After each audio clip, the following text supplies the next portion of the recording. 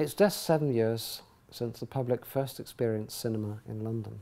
But this shot is not black and white, as you might expect. It's not been toned, it's not been tinted, it's not been hand-coloured. It's in natural colour photograph that way. It comes from the National Media Museum collection, and its recent discovery prompted a programme of restoration and research which enables you to see this film for the very first time. The National Media Museum had this film in their collection, and it's the Lee-Turner colour process, although the film looks in black and white. It's a non-standard size film, so it wouldn't run on a modern projector, so it had to be copied, which we did. Each frame is very slightly different to look at because in those black and white pictures is colour. The frames were taken through colour filters, red, blue and green. You can work out which one was taken through the red filter, which one through the blue and which one through the green. As long as you know the colours in the film. As long as you know the colours in the film, that's correct. We were helped a little bit because Mr. Terner had already marked up the film. As you can see here, there's a blue frame, a green frame in the middle and a red frame there. And our job was to try and restore it with those colours back in. Because the film is non-standard, we had to copy it onto standard 35mm film. And again, because it was non-standard, we had to build a gate in order to do this. And the technique was that we took the film, it was placed in the gate, and there are some little round pins here called register pins which hold the film in position. We would lock the film into the gate in position, and then on an optical printer, which consists of a camera and a projector, we photographed that frame. We then had to open the gate, lift the frame and move it to the next one.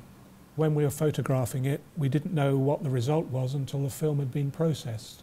So we might spend a whole day at 25 frames an hour, and when it comes back it might not have been any good. But it's lovely to see them in colour. It's really worth it. Yes, that's the main thing. Having scanned the film, we then took the digital files down to a company in London called Prime Focus, and they took the digital files and used their digital editing software to take a red frame, a green frame and a blue frame and combine them together to give us our colour frame.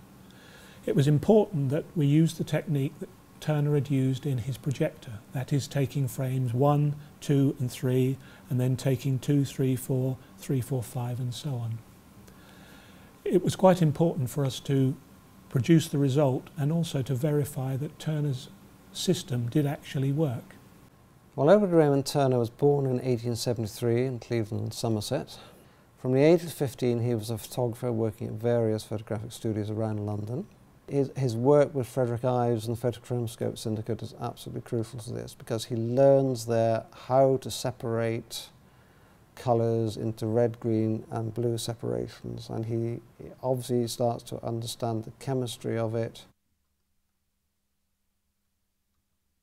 The girl on swing is, at least we think she is, Agnes May Terner, who would have been about 6 at the time. I think it's probably taken around the same time as Terner made a shot of his 3 other children. She's wearing the same outfit. We think that it's most likely that it was shot in the back garden of the house he lived in Hounslow. It's a long, thin garden. In the background you've got a fence, a pretty substantial fence, and if you go there today, there is again a substantial fence. This piece of film has been in our collection for 75 years, and no one really has done anything with it. And it had to wait until now, when we actually had the means to do it. Someone could have thrown it in the bin 100 years ago. We would have never known that these films exist. Now we have them, and now we can see them. A little bit of history has been rewritten.